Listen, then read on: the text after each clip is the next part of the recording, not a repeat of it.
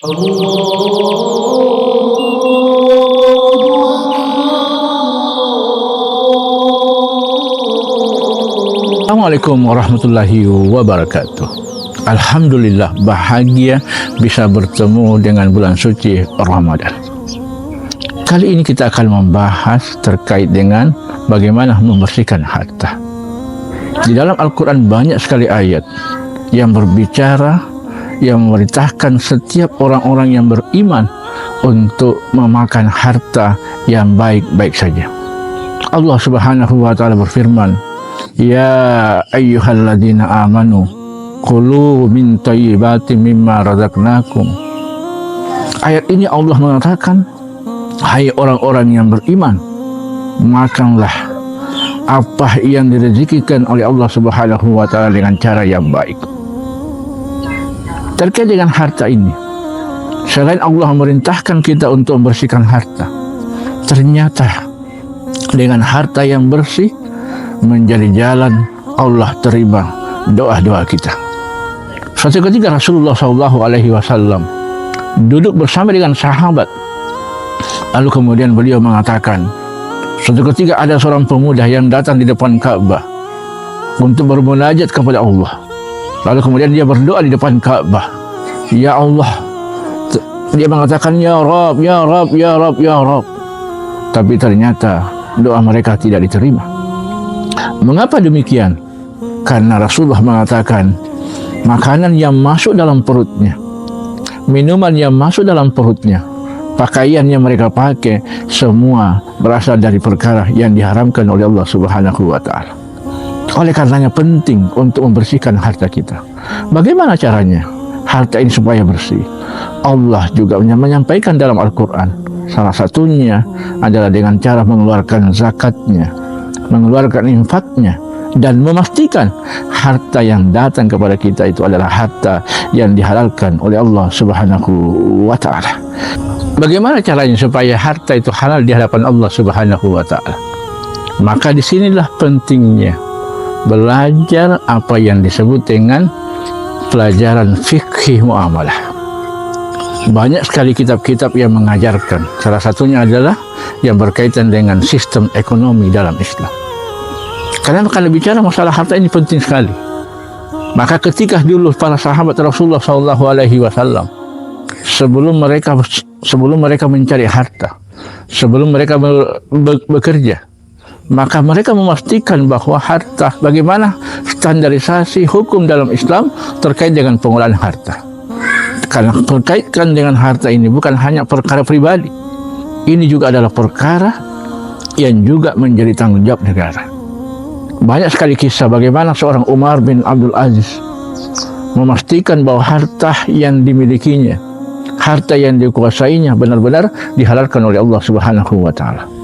Suatu ketika beliau menjadi seorang khalifah, lalu kemudian beliau bekerja sampai di malam hari. Ketika saat itu anaknya datang untuk menemui ayahnya.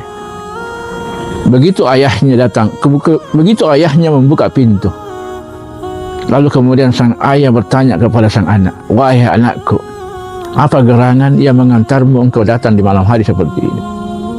Lalu sang anak mengatakan, wahai ayahku, bukankah saya ini adalah anakmu?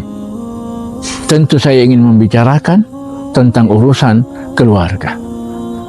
Ternyata Umar bin Abdul Aziz itu tidak langsung memerintahkan anaknya untuk masuk dalam kantor ayahnya.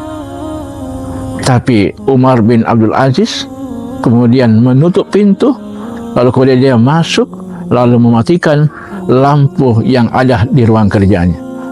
Bukan hanya mematikan lampu, tapi juga membersihkan apa saja yang dipakai orang pada saat dia bekerja. Lalu kemudian setelah itu membuka pintu, lalu kemudian mempersilahkan sang anak. Sang anak begitu kagetnya karena melihat ruang kerja ayahnya, lampu sudah mati, karpet juga sudah dibersihkan dan sebagainya. Bahkan tempat duduk juga sudah dibersihkan oleh ayahnya. Lalu kemudian sang anak bertanya, wahai ayahku, mengapa engkau matikan lampu? Kenapa engkau bersihkan karpet-karpet ini?